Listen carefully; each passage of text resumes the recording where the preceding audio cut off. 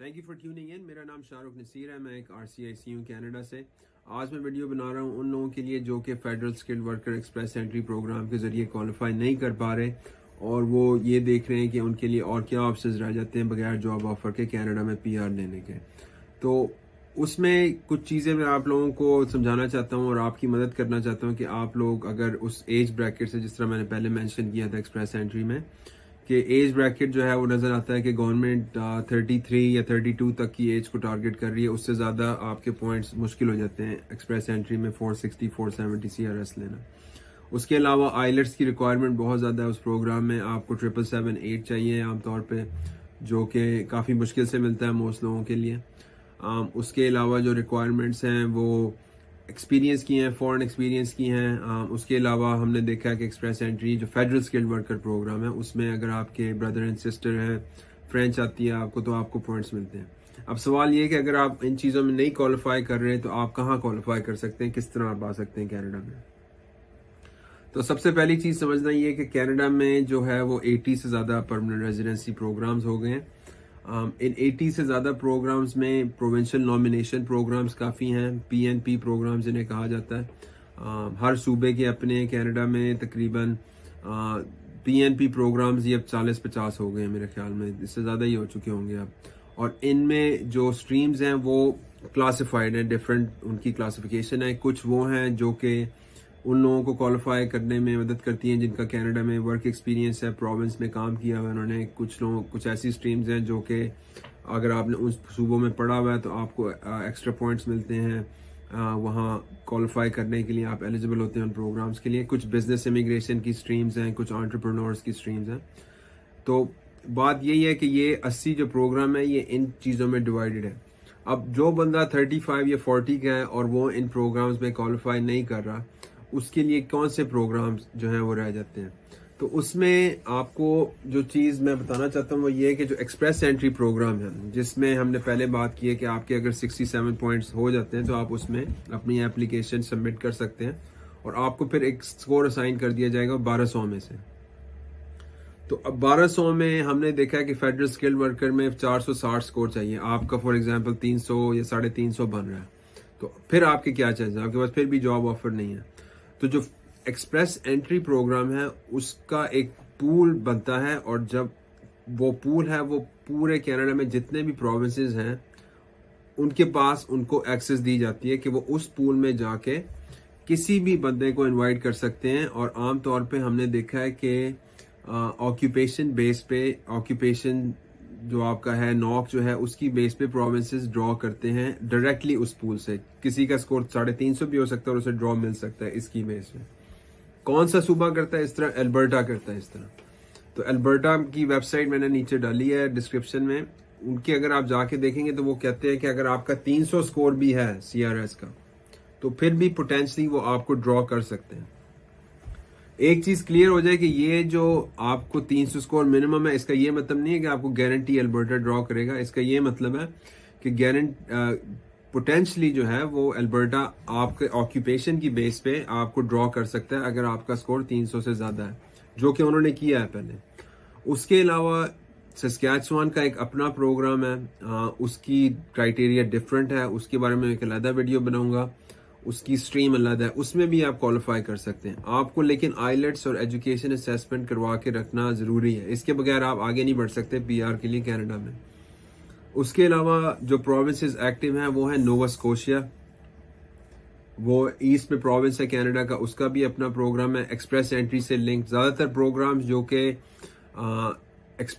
कि without job offer हैं वो एक्सप्रेस एंट्री से लिंक्ड है।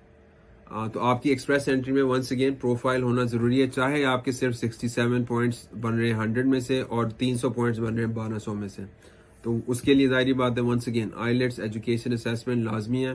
मैं ये रिपीट इसलिए करता हूँ बार बार क्योंकि अक्सर लोग मुझे कांटेक्ट करते हैं और उन्होंने ये चीज़ें की नहीं होती और फिर वो कहते हैं कि हमें परमानेंट रेजिडेंसी जो है वो चाहिए। तो ये ज़रूरी है, आप इसके बगैर आगे नहीं बढ़ सकते परमानेंट रेजिडेंसी के लिए, ये बात क्लियर आपको अंडरस्टैंड करनी पड़ेगी। उसके अलावा जब आप नोवा स्कोशिया का देखेंगे प्रोग्राम, प्रिंस एडवर्ड आइलैंड का प्रोग्राम है, उसमें भी आप क्वालिफाई कर सकते हैं इस एक्सप्रेस एंट्री के क्राइटेरिया में। कुछ प्रोविंसेस ऐसे हैं जिन्होंने कहा है कि आप हमें अलहदा से एक प्रोफाइल डाल के दें, जिस तरह सस्कैचुअन है उसमें आपको ऑनलाइन एक अकाउंट रजिस्टर करके अपनी प्रोफाइल सबमिट करनी पड़ती है। जिस तरह नोवा स्कोशिया है उसमें भी ऐसा ही है, प्रिंस एडवर्ड आइलैंड में भी ऐसा ही है, मैनिटोबा में ही ऐसा ही है। अल्बर्टा में लेकिन ऐसा है कि वो आपका अगर एक्सप्रेस एंट्री में प्रोफाइल बनी हुई है और उनको आपके ऑक्यूपेशन की ज़रूरत है अपने प्रोविंस में, तो वो आपको डायरेक्टली ड्रॉ कर सकती हैं, जो कि एक प्रोविंशियल नॉमिनेशन प्रोग्राम की सूरत में आपको पॉइंट्स ऐड करेगा।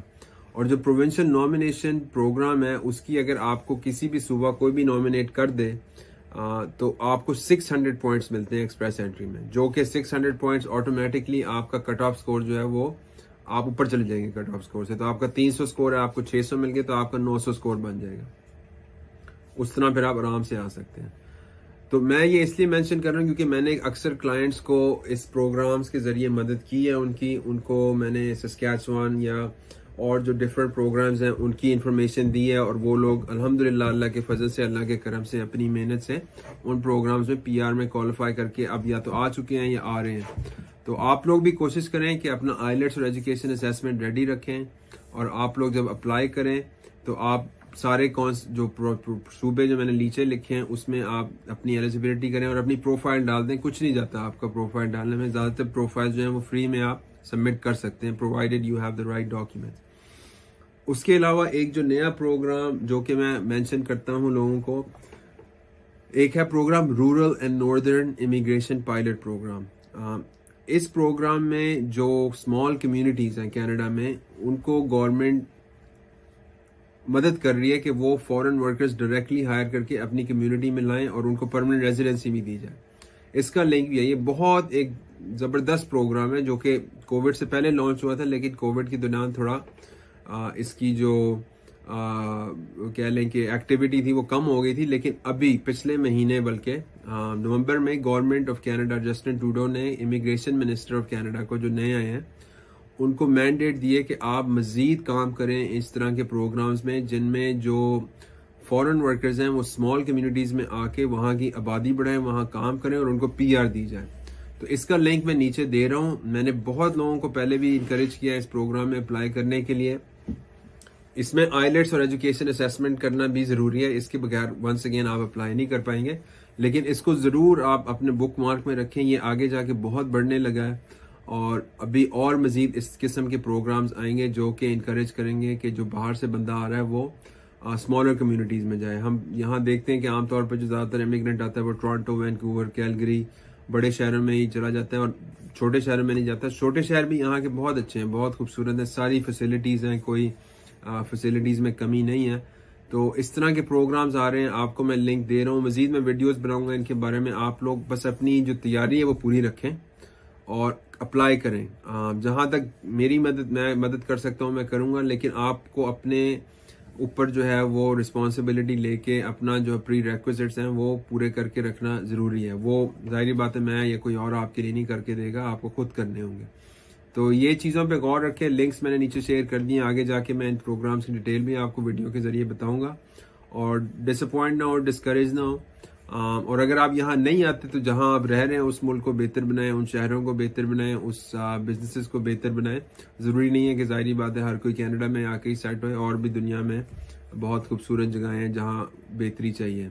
तो अपना ख्याल रखें, अपना आपको अगर कनाडा आना चाहते हैं तो ये चीज़ें पूरी करके रखें, और इंशाल्लाह आगे भी मैं आपकी मदद करता रहूँगा इन वीडियोज़ के ज़रिए। अपना ख्याल रखें। अल्लाह हाफिज़।